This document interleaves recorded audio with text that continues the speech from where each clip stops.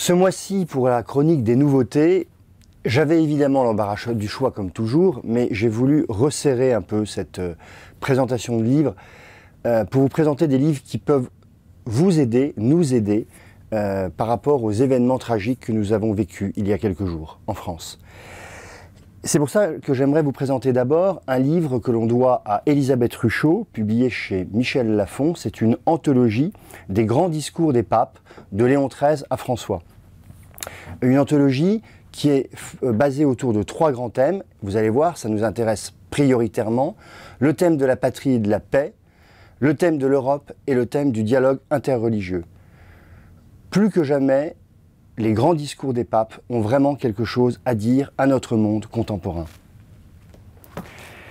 Et puis j'aimerais aussi vous proposer la lecture d'un très beau livre que l'on doit à Monseigneur Jacques Blacard, évêque d'Orléans, qu'il a écrit avec François Leroux, journaliste au Jour du Seigneur, chez Salvator. C'est un livre qui s'appelle « Retrouver la fraternité, une urgence pour le monde ».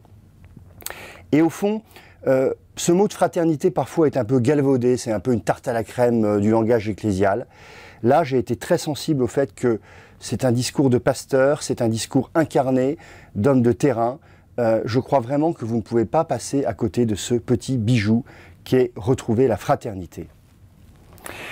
Et puis, la grande arme, peut-être aujourd'hui que nous avons, nous chrétiens, c'est celle de la miséricorde. Et en ce début de l'année de la miséricorde qui s'annonce, j'aimerais vous présenter une très belle initiative des éditions du Cerf, le livre de la miséricorde, une anthologie de textes réalisés par Gilles Ceausescu, de textes de pères de l'Église comme Jean Chrysostome ou Augustin, de grands théologiens, grands docteurs, saint Anselme, saint Thomas d'Aquin, de grands papes, et puis également de magnifiques figures spirituelles comme saint François de Sales ou sainte Thérèse de Lisieux.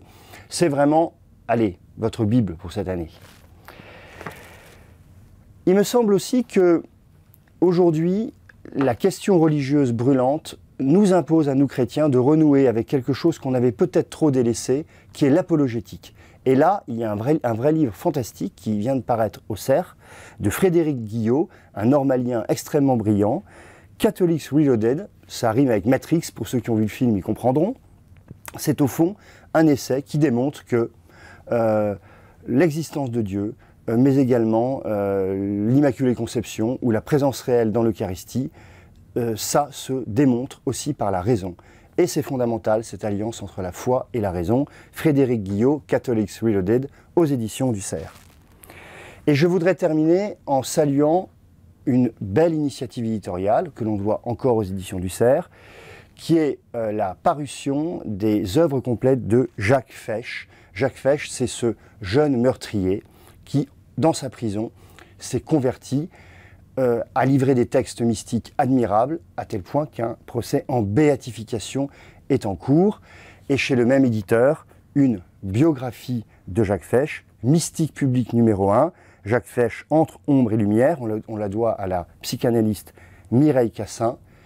Ce que nous dit Jacques Fesch, c'est qu'au cœur du mal, il y a toujours la possibilité de la rédemption.